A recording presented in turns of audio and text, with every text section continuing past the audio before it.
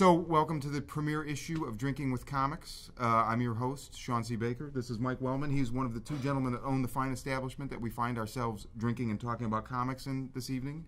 It's the Comic Bug in Manhattan Beach, California's best comic book store. I lived here for 6 years before I found a good comic book store. The day that I walked in here, I was just like, how had I not found this before? You call that love at first sight. Yeah, I mean, it's an awesome store. They know comics. Everybody that works here is awesome. So we wanted to do something. Mike and I come in almost every week. We talk comics. I love to talk comics. Mike obviously loves to talk comics. That's what I do. Our cameraman, Joe Baxter. What's up, Joe? He talks comics. So, you know, two things that I'm good at, talking about comics and drinking beer. And I figured, why not put them together and, you know, just see what happens. We're going to do both tonight. We are. Right? So, I had intended to buy something different, but I could not find it cold. So we're going to go with Hoegaarden. I've been told it's pronounced Hoegaarden. I don't care. It is delicious. We're going to drink a different beer every episode, yes. I take it? Yes. And this is something that people, we're going to tell them about it? Yes. We're going to analyze it? Or we slam them? And No, we can analyze it. I tend to not drink beer that you slam. Not that I don't like to drink fast on some occasions, but life is too short to drink bad beer. I know that's a cliche now with the craft beer explosion, and everybody says that, but it's totally true. Do we have to finish the six-pack by the time the podcast is over? Now, here's the thing with Hoegaarden. You will finish the six-pack. Hoegaarden is a beer that I do not often buy because you're going to drink it all. If you buy a 12-pack, it's so delicious, you will drink it all. You will not realize that you're becoming intoxicated until it's too late. You'll think that you are speaking eloquently like this, but in reality, you will be like that. This is bad if you have to drive, obviously. It's bad if you have to deal with anybody other than, you know, perhaps your significant other. He's not had any yet. Not yet. Drink resmurfably. Exactly. I hope you don't mind, but I'm gonna pass on the glass. Don't use that glass. Do the cheers, but we must cheers. Salud. Cheers, Joe. That is yummy. Don't blow up. Now I'm just gonna tell you that you're cheating yourself by not pouring it, because I know with some beers it doesn't matter. But it needs the air. It needs with the wheat oxygen. Beers, I mean it makes a difference. However, every man drinks his beer the way that he wants to. Exactly. So, Joe, I'll hand you the church key so you can open your beer. Step off camera. It's like 3D. Yes, it is like 3D. So, you know. So, Shawn, I've never done this before. I'm going to let you guide me through.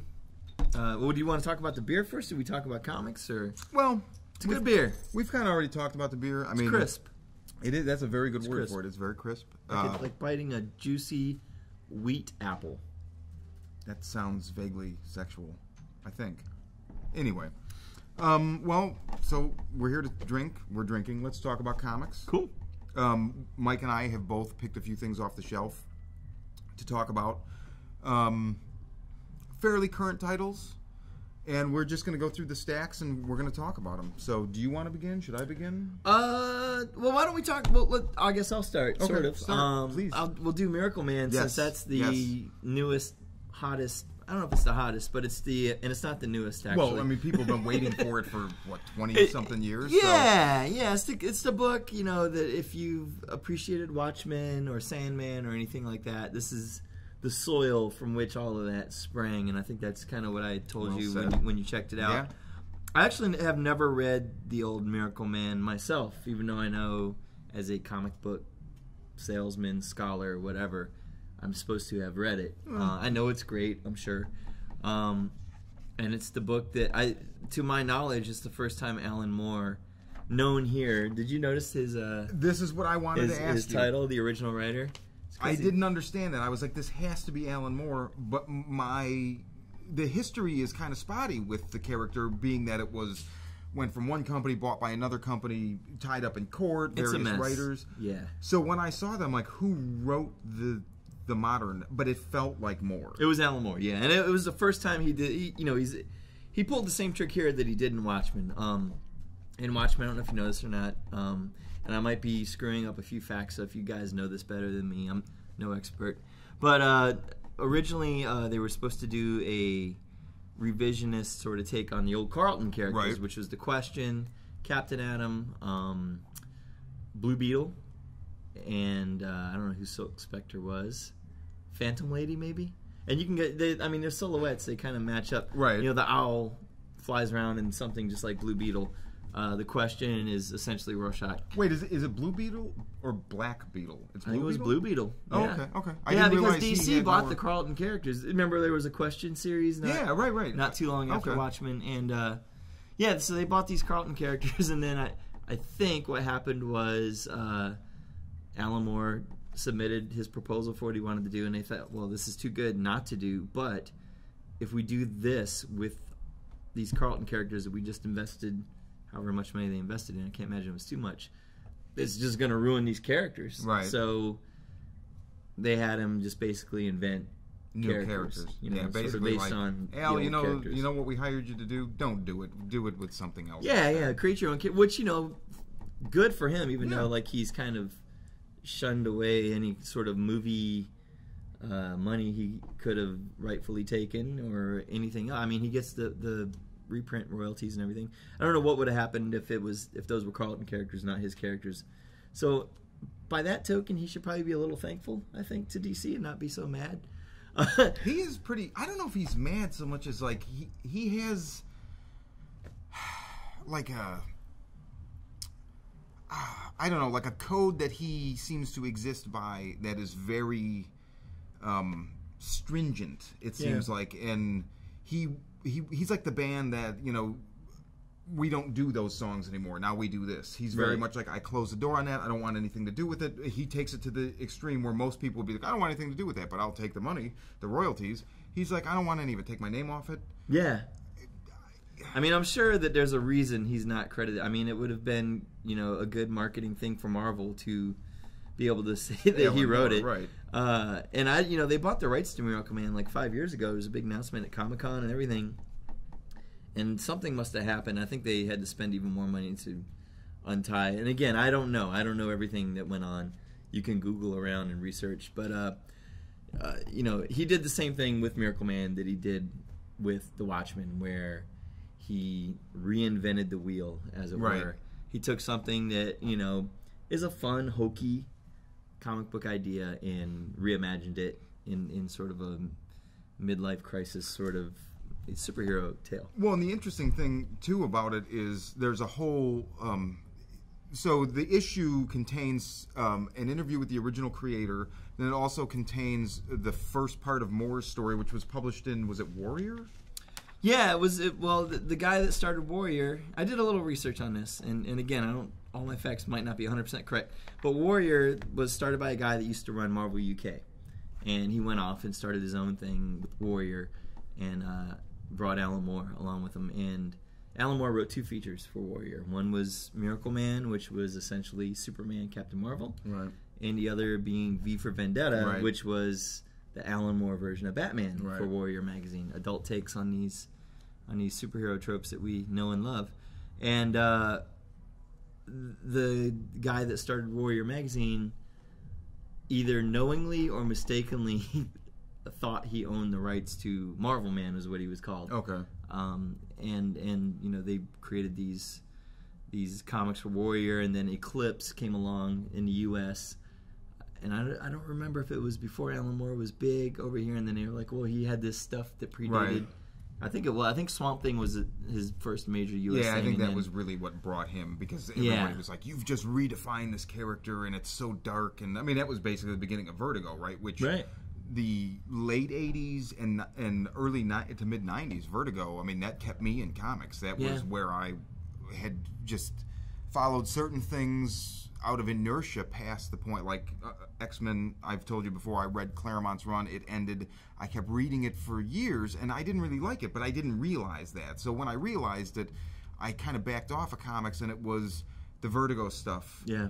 Specifically, I don't want to tangent too much, but specifically Preacher really did it for me. And then Stray Bullets, which wasn't Vertigo, but we'll get to that later. That's good stuff.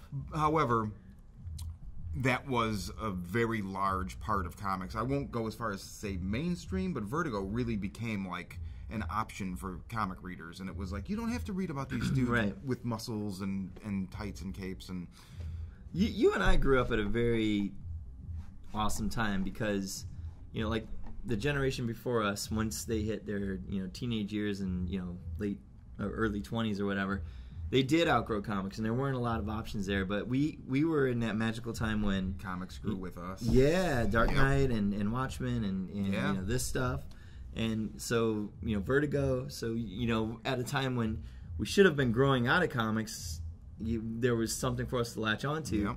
And Thank God. Yeah, now everybody just kind of takes that stuff for granted. But when those comics were first coming out, and I remember it was like, wow, and a lot of it was above my head. I'm going to be honest with, like I was telling you, I've never read Miracle Man because I missed the bus the first time around. I knew about it, but I just never grabbed on.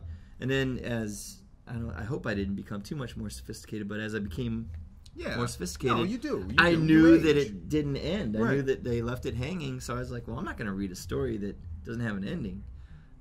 So now, hopefully they're going to end it, and I can take the ride, on a monthly basis and enjoy it, and I'm excited. It was a good ride. Yeah. Tangenting from that into one of the books that I pulled to talk about. So, as Mike was saying, definitely guys like Grant Morrison, who I could just talk for like 6 hours about, and I won't. Garth Ennis, well, maybe not so much with the superheroes, but a lot of these guys, they have now informed the way that the Cape and Tight guys are written. And I think one of the best examples right now, because the superhero books are now more adult. Rick Remender's Uncanny Avengers is just insane. It's so good. I've actually seen there's been a couple letter columns. I generally don't read the letters columns anymore. I used to, like, way back in the day when I read comics, when I also reread the same comic over and over and over again. Mm-hmm. There have been a couple letters where people have written and said, I'm disappointed in this book because it's going out of its way to be so adult. My kid wants to read it. Well, I mean, the companies are kind of now staging it where they have the books for the younger kids, and these are kind of for us. Yeah. And maybe the more sophisticated teenager or whatever, but the stuff that Remender's doing with Uncanny Avengers is amazing. First of all, being that I was a fan of the Claremont run, and especially when I started reading Uncanny X-Men, Chris Claremont's Uncanny X-Men in the 80s, it was when they were in Australia. There was no Charles Xavier, there was no Scott, there was no Jean. I hate Scott and I hate Charles. I'll just say that right off the bat. I hate them. They had the Gateway dude. They had Gateway. They didn't have a stealth bomber. They didn't have American Express cards. They didn't have leather jackets. Their costumes were generally in tatters half the time. It was very punk rock. That sounds ridiculous saying that the X-Men was punk rock. They were totally punk rock in the 80s. Not just because Storm had a mohawk for a while and a switchblade, mind you. Yeah. That's, she could have been a villain on Death Wish, essentially. The Charles Bronson. But anyway. But Remender's clearly a fan. The same way when I watch Joss Whedon's stuff, I know that he grew up reading Chris Claremont's Uncanny X-Men. I know Remender's a fan. I mean, he had Gateway in Uncanny X-Force. He did, yeah. Right there. Yeah, just kind of add what you're saying too. Like what I really appreciate about his Marvel stuff, his sort of mainstream thing is that he does take it to a new level intellectually, but he's not. Don't get mad because I know you love Grant Morrison, but Grant Morrison, I always feel like he's trying to prove how intelligent he is. And Remender is punk rock. He doesn't. There's no pretense there, and it's just like tell a good story. Uncanny X-Force, I think it's more gut level, emotional sort of writing than it is intellectual.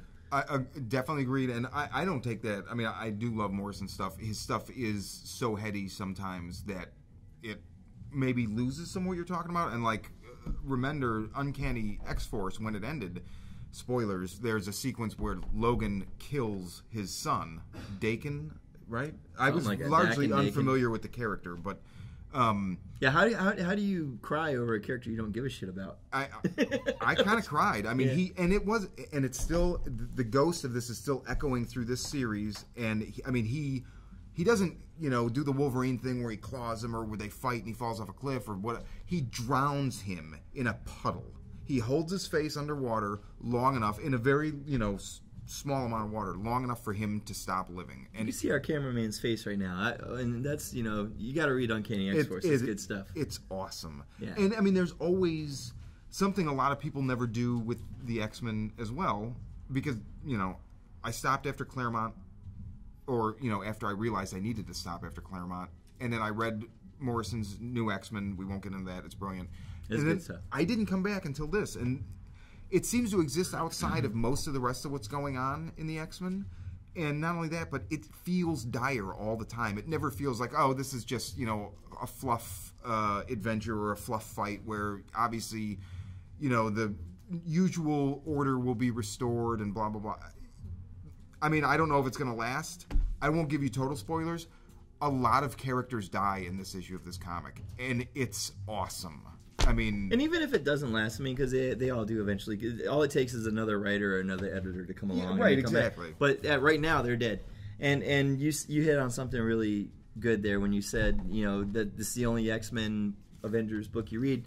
Me too. I read Deadpool. That's fun. But this takes you back to a day where there was one X-Men book a month. Or one Avengers book a month. It feels so separate. And I just put horse blinders on. I don't read, no offense to the other X-Men writers. No. I mean, I actually do. I read the two Bendis books, and it took me a while to believe. I mean, I love Bendis, but he's very prolific, and I can't always afford to read everything. Like when he was on Avengers, I was like with it for a little bit, but then it's like these crossovers that are coming out twice a month, and he's on this title and this title.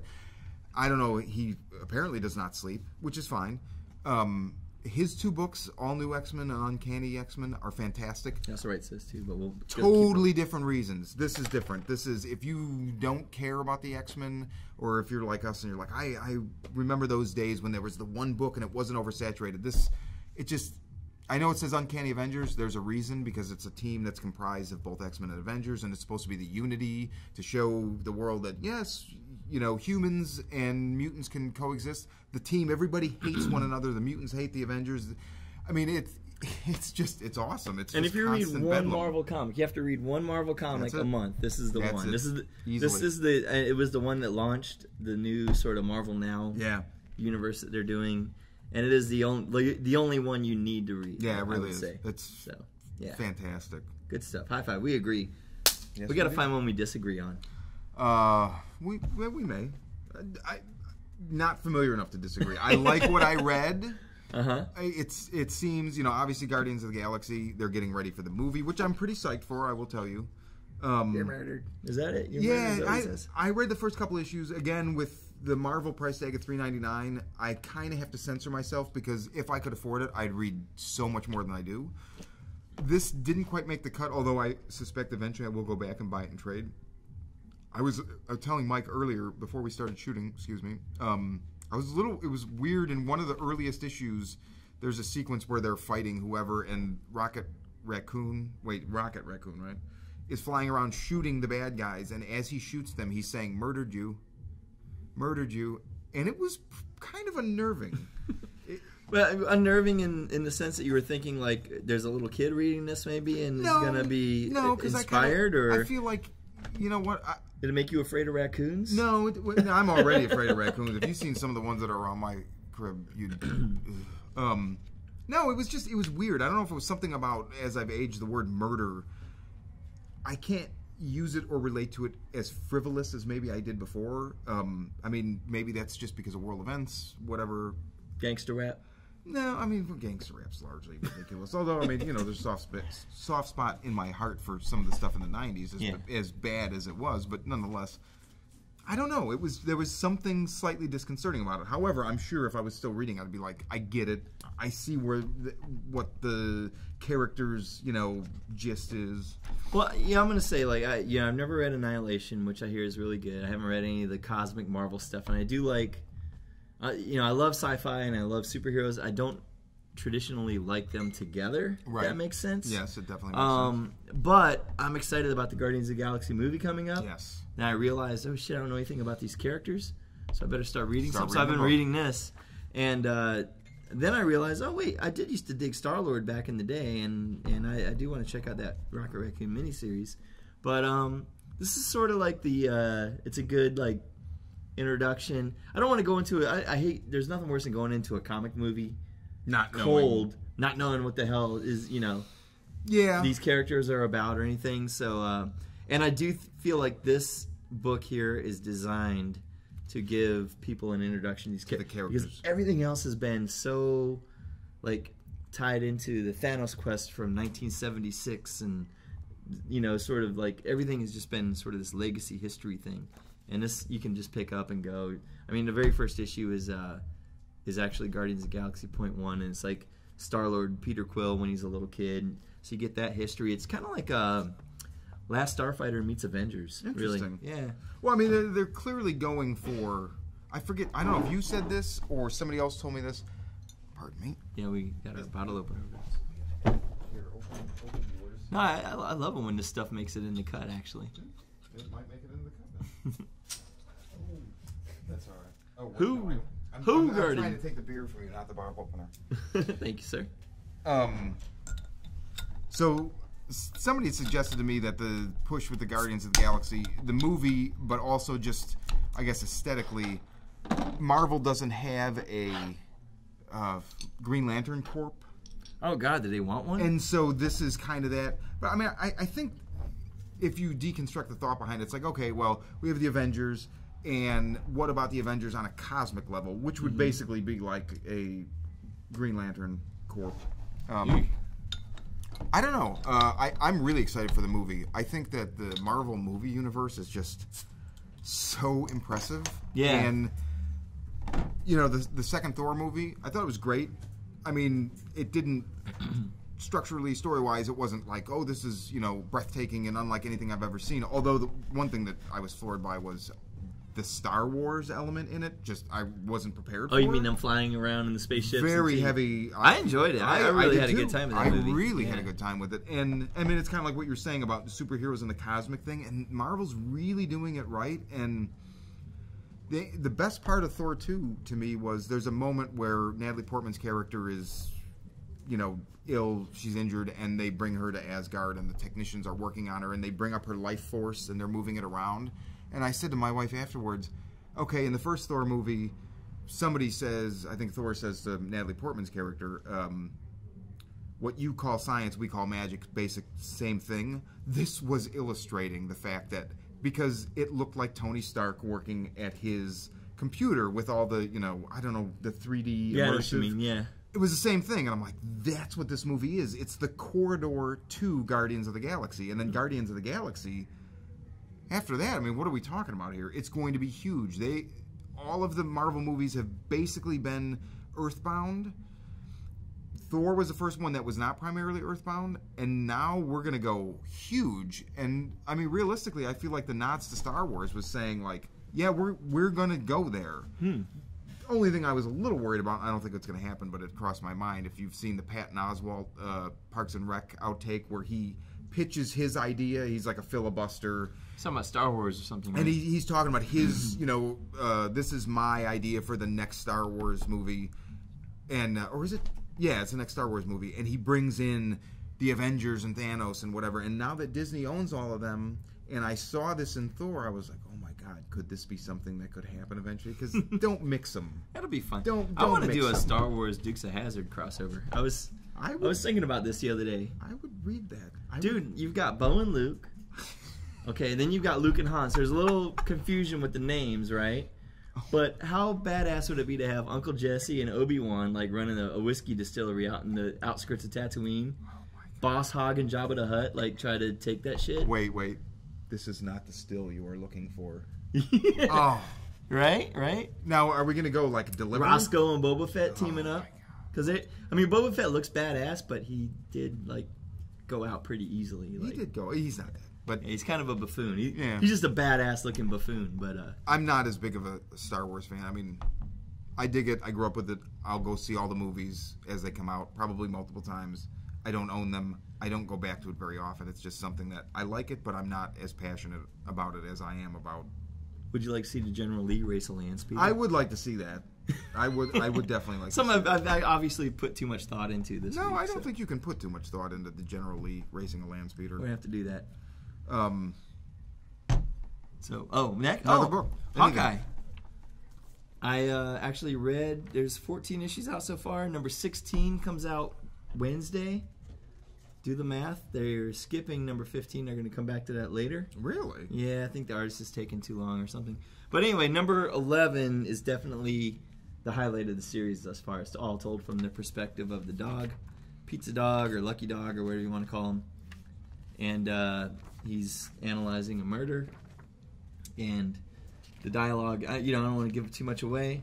Like, I hate, who's the guy that does Jimmy Corrigan? Oh, Chris Ware? maybe. I'm not going to think Yeah, of it. another guy who's trying to prove how smart he is, right? In designing. And this has a lot of design elements, and it is a smart book. But, again, it's got to connect with you at an emotional level, and this series does. If you read it all back to back to back, you read it, right? No, I've not read it. Well, do you read it? Yeah. Not a lot happens in Hawkeye, but it's almost like the Seinfeld of superheroes. That's it, Yeah. the in-between spots. so to Kind of, speak. yeah. I mean, he basically the gist of the series is that he bought an apartment building. So Really? yeah, Clint Barton, he's Hawkeye. He's got a lot of money, I guess, and he bought an apartment building that he was living in. So it's him dealing with the tenants and dealing with the occasional murder or the running villains in the series are these guys in these tracksuits. But yeah, it's a Are fun. you serious? I didn't know this about this book. I thought it was. I don't know what I thought it was. I guess I thought it was more like Wade's Daredevil is kind of like a companion, right? And To this? I mean, I guess companion's the wrong word, but it seems like they're both from the same strategy. Like the design is similar. They relaunched around the same time, and it Yeah. seemed like they were like, let's do something different with it. The thing that they have in common that I really like, and I wish comics would get back to, is that each issue is a complete experience for the most part. Okay. Which comics have gotten away from. Like, people come in all the time and they're like, oh, I want to read Avengers. But where do I I mean, start? even, Excuse me, puberty. our boy Rick Remender is a little guilty of not having that complete experience. I mean, he gives a complete experience, but not like Wade's Daredevil or Fractions Hawkeye does, where it's like you could pick up any issue, and by the end of that issue, sure, you want to get the next one, but you don't have to. Right. This you have to read. Right. Like, you will not read one and then be like, oh, I can skip one, because it's so, everything rolls, like, this issue rolls directly into the next one. I love that. Mm-hmm. However, I do also like the kind of standalone, not necessarily standalone, but, I had no idea it was about something so, like, every day is he owns an apartment building, and I don't know what I thought it was, but I didn't think it was There's a character named that. Grills that grills out on the roof all the time. That's crazy. I won't tell you what happens, but That's crazy. Uh-oh. Joe knows what happens. somebody's going to have to flip those burgers. Let's just put it that way. Nice. All right, I have to read that book. I've been my good friend this is my comic store in LA, in California. My good friend, another Mike in Chicago at Amazing Fantasy, my old comic shop, which I always visit and try to buy some stuff at when I go back home, because I am from Chicago. He's been telling me Hawkeye, and you always bring it up, and Joe likes it, and Yeah, I don't know what you're waiting for. it was just one of those things. Well, it was sold out a lot early on, Yeah. and I mean, I guess it was one of those things where it was like I just could never find the jumping on point. I know it's there, and now it's in trade, so I just got to buy the trade. Every issue is a jumping on point. He never wears a costume. You only see the Hawkeye mask one time in the series. Do you remember when that is? That's when he's naked and they're shooting at him, and he jumps across the bed, and they censored his mask. Yeah, his whatever arrow. His quill. His quill with a What Hawkeye more mask. do you need? Oh my god! So there you go. Wow, that's Your turn. See, we talked about these. all right. So You got- school me, because I don't know anything about this other than it's Joe Hill. Wraith by Joe Hill. He's an amazing author. So I had a bunch of friends that were like, read Joe Hill, read Joe Hill, read Joe Hill. Didn't read Joe Hill. I finally read Heart-Shaped Box. Blew my mind. Great book. Which is not a comic. Not a comic. Right. So got me onto the Joe Hill thing. Earlier this year, he released a novel called Nosferatu. Wraith is... It's like a prequel, but it doesn't deal with all of the characters. It deals mainly with the villain. And From Nosferatu? from Nosferatu, the villain is a guy named Charlie Manx. He's a very terrible person, and he has this. It's kind of like a take on vampires, which you can kind of guess from the title Nosferatu, although not as blatant as that title suggests. But he basically has this place that he goes that's in his head, but he can also access and take other people to in the real world, and it's called Christmas Land because he loves Christmas. And he brings little kids there, and then they become these kind of evil things as he basically kind of just feeds on their life force and leaves them as these things that are evil and like filled with sharp needle teeth. And it's really interesting because now actually, so I mean the book is following like the early Charlie Manx years, and he's got this, the Wraith is a old Rolls Royce, I think it's 38 maybe, and it's a beautiful car, and that's part of his power or whatever you want to call it to get to Christmas Land hinges on this car, and the car kind of has its own sentience about it. But yeah, it's really interesting.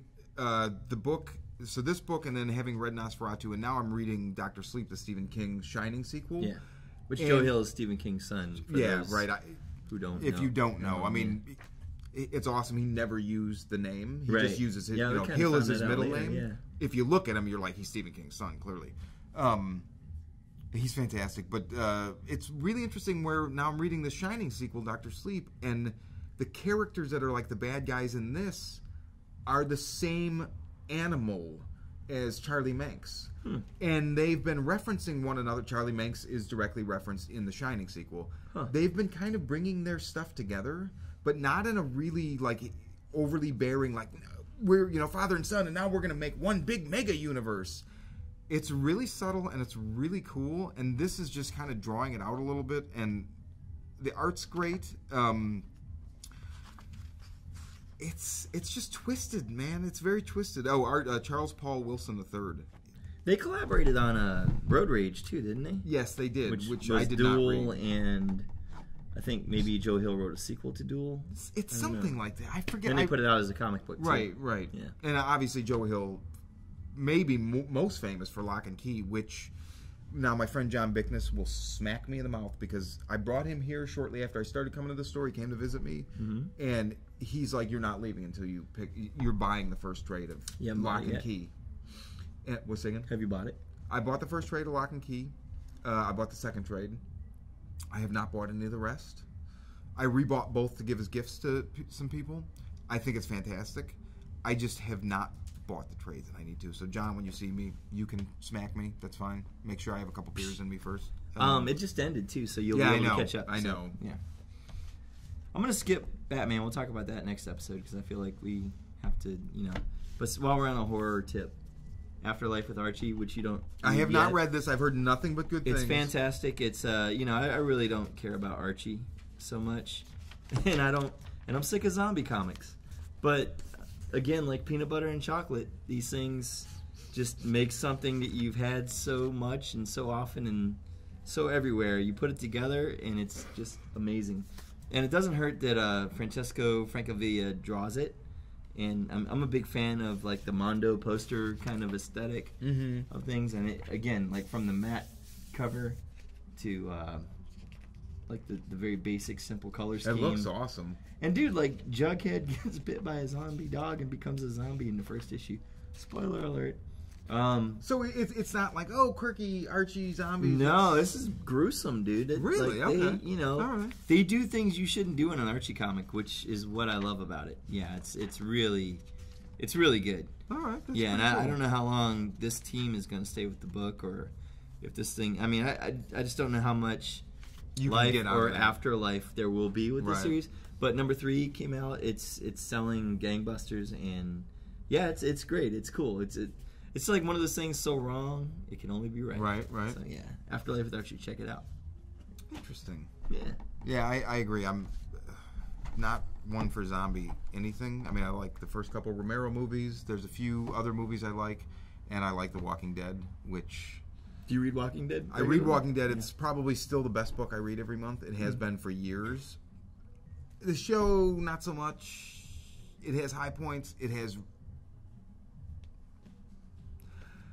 needs some work occasionally. It's good. I mean, I get why people like it, but it just doesn't hold a candle to the book. The book is literally, for you, when I would get my comics mailed to me from Chicago once a month, there was the one it wasn't even a rule. It wasn't like I told my wife, this is the way it is, because she'd just smack me.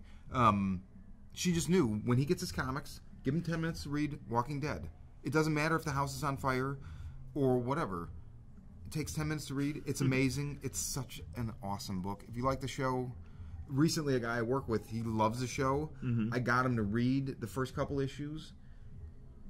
I went out of town for 4 days. I came back. He's like, dude, I read everything. Oh, my God, we have to talk about this. It's funny. You know, it's funny. My partner here, who's the ultimate workhorse, when we get the shipment, and you know, when we get our books, our shipment, there's a lot of stuff that has to be done. But he always takes, you know, like you said, 10 minutes to read Walking Dead, and you know, before he can get zen and get back to work. It's so good. I read the first trade. I guess I don't know. Maybe I need to read it. I don't feel like I need to read it because I feel like everybody else reads it. So I think that the way it worked for me, Mike at the comic shop in Chicago, when I still lived in Chicago, he would tell me over and over again, read Walking Dead, read Walking Dead. And I would always be like, no, not interested. Zombies overdone. And this isn't like 2003 or 4. So if zombies were overdone then, oh yeah, they're really overdone now. But he gave me the first 4 trades for Christmas one year. And I was like, well, now I'm going to read it. I read the first 4 trades. By the time I was done with them, I went in the next day. I bought issue 25, and I've been hooked ever since. And it's just... If only you started collecting 6 months earlier. What? Because Michonne's first appearance in number 19 is worth like $600 now. Wow. Yeah. But it's okay. You're there now. You're reading. I'm there now. It's all good. Damn, $600. Yeah. Your turn. Let's do... Okay. Terry Moore, who did Strangers in Paradise and Echo. I've never read Echo. And I've never read all of Strangers in Paradise. Who did? I know it's worth reading. Kidding. I just haven't gotten around to it. I mean, you're right, but Rachel Rising. It's like who read all Cerebus? Nobody. That's true. But go ahead. Sorry. Rachel Rising is, you know, and it's just amazing. Terry Moore, it's totally independent. I mean, this is, you know, Abstract Studio. That's Terry Moore's imprint. It's very, very independent. It's very, very good. And I guess a lot of people are not reading it. And he tweeted last month about numbers just being really, really low. And so there were a bunch of us online. I write a comic column weekly on a website called Jupe, JOUP.co. And it's called The Comic Column, The with THEE, little plug, but you get more of this kind of thing there. A bunch of us really tried to raise awareness because it's such a good book, and there's so many people I know not reading it. And I mean, now especially, I wanted them to read it before, but now I want them to read it because it's Terry Moore, and it's awesome, and I want it to keep going because I want to know what happens. And is he saying that he's going to have to stop? Or? Well, I mean, he didn't say that, but he I believe the tweet was something like, when numbers were this low with Strangers in Paradise, I pretty much ended the series. And this book, and it's so weird, there's such a zeitgeist going on right now in popular culture with, there's a show called Salem, there's obviously American Horror Story Coven, there's like Witches of East End or something. There's a bunch of, witchcraft is back in the culture in like a huge way. And this, I feel like, I'm not saying that they're ripping him off, but there's this, like, I believe in the collective unconscious and whatnot. There's usually something that's like introduces it into the awareness and then it spreads. And I feel like maybe this did it because this is the basic premise of the book is Rachel, who's the main character, wakes up in a grave and she's dead and she's got a noose burn around her neck and every blood vessel in her eyes have exploded. And she's dead. She doesn't breathe. She doesn't function like a human, but she's conscious, and she's completely aware of herself, and she's like, I need to find out who murdered me. And then it goes from there, and it just keeps getting deeper, and it touches on, it goes back to kind of like the Salem witch trials, and all this weird biblical, like, mythology that he works in, and it's Jack the Ripper. It's so good. Is this? I feel like it's supposed to be a finite series. Is it or? I don't know. Yeah. I don't know that he's ever. I know said. Echo was, and then Echo was. Yeah. I don't know. I mean, I have to. I feel like because of the nature of the story that he has to know where it's going. But he probably also is like, well, I know I need this many issues or roughly that to get there. If it's going well, you can always kind of follow, different fancies as a writer. You're like, what if I explored this character a little bit more or whatever? I just want him to get the chance to, at least go that far to get to what he wants as the ending. And again, I mean, it's Terry Moore. The art is just unbelievable, and it's just so good. It reminds me of like when I would read Stray Bullets, which is coming back in March. Coming back, yeah. That'll be the next one. We probably talk about Stray Bullets. We could, and I'm hoping. I mean, God, fingers crossed that we can have him here soon. But David Lapham, possibly at the Comic Bug. That would be like amazing. David, chocolate and peanut butter. Yes. No, that would be like. Well, yes, because it's good. Yeah. But I mean, it would be like Stars and Stripes or something. Yeah. I don't know. But I will say, I don't read Rachel Rising personally, but the book does well here at the shop. But for you out there listening, if there's an independent comic you like out there, it really is important to spread the word to your local retailer, spread the word to fellow fans, friends, readers, aficionados of comics. Hip them to this stuff because it is really hard out there for these guys. Terry Moore does it all himself. Yeah, right. He does everything. He has no marketing, PR department, none of that. But what he does have is a lot of talent, and crazy. I can just see he puts a lot of love in this book. So, you can't be everywhere at once and do everything at once. Right. Right. But if we can, what we do here helps spread the word. Check out Rachel Rising. Yeah, check it out. I mean, if you don't like it, smack him in the face. Smack me in the face. I didn't tell you to read it. I apologize, but give it a shot. It's a really, really good book. Especially if you're really into. I know a lot of people are into American Horror Story Coven. I haven't seen that yet. I'm still finishing the second season. I'm sure it's fantastic because the first two seasons are fantastic. But if you're if you like that, definitely check out Rachel. So it's a horror book, essentially. But it is. But it's like American Horror Story, which is a little bit more horrific. Rachel Rising, it's more dramatic, and there's more drama than horror, but there are horror elements. And the best horror is always the stuff that's not just hack. Right. It's the stuff that has a very human element, and not just human, like, I get to know these characters for 20 minutes, and then they die, and I feel bad they die, because I know he wanted to be, promoted, and I know she was going to chase her dreams or whatever. Now they're dead. Not like that. There's a lot of very nuanced interpersonal relationships going on, and just some. I'll stop. Awesome. They just wanted to do a podcast, and now they're dead. Right. There you go. Next up, Black Science. God, we got to stop talking about this Remender guy. Anyway, no, Black Science is a lot of fun. It's about not astronauts, Dimensionauts. Is that what they're officially called? I think they are. I read somewhere. I couldn't make a word like that up myself. But yeah, so they, they're going to be, journeying through dimensions and time and space, and kind of like a very sort of messed up, twisted Swiss Family Robinson. Yeah, like that. Lost in Space. It's great. I've read two issues so far. Yeah, we're waiting on 3, right? Number 2 is sold out. You can't find it anywhere. Fantastic book. It's gone up in value, which is always a good thing. But yeah, I mean, I was a big Fear Agent fan, and that ended. It kind of ran its course. Now that was pretty much the book. I've not read it, but that. Oh, you haven't read Fear Agent? Not yet. No, oh, dude, that is the book that basically, like, he really cut his teeth on. Correct, Remender. Well, he'd done some things before that, but that is the one that I think Fear Agent's better than Watchmen. Fear Agent's better than almost anything anybody could tell you about. But I mean, is it like apples and oranges, or is it? Either you like apples or you like oranges. I'm a like I always say, Temple of Doom's the greatest movie of all time. Well, it's not better than Sophie's Choice.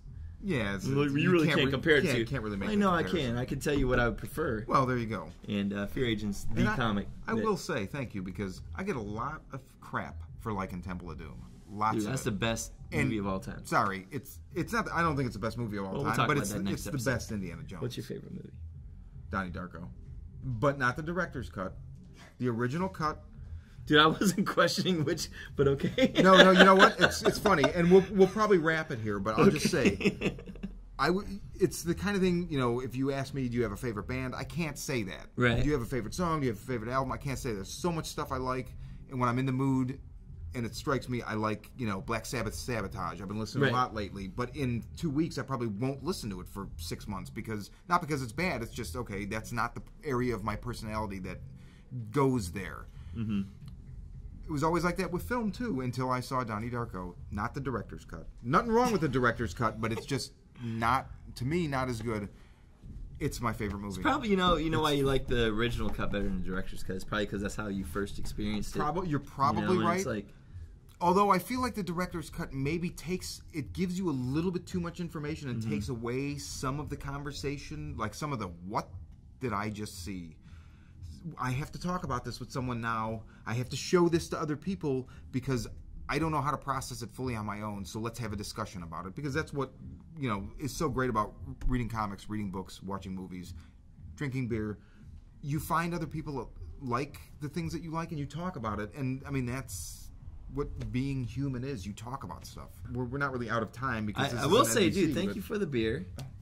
Thank you for letting us use your wonderful store. Oh, no worries, man. I would love to do it again. Well, I would love to do it all the time. When we hit 700 likes on YouTube or whatever, we'll do it again. It's up to you, America. Let's do it again before 700 likes. Yeah, well, we'll do it again, but we'll just, we won't tell them that we did it until we hit 700 likes. You have a strange circular logic. It's called marketing, brother. Okay, all right. Cool. So anyway, Drinking with Comics. This will be on YouTube soon, and there is a website that will be coming. It's not up yet, but it's called drinkingwithcomics.com? Yeah, or .org or something. Bought it for $10. Wow, nice. From Namecheap, I think. Dude, you paid more for the beer. No, I didn't, but close, very close. Anyway, awesome. We'll be back. Just keep drinking responsibly and reading comics. So, good night. Cheers.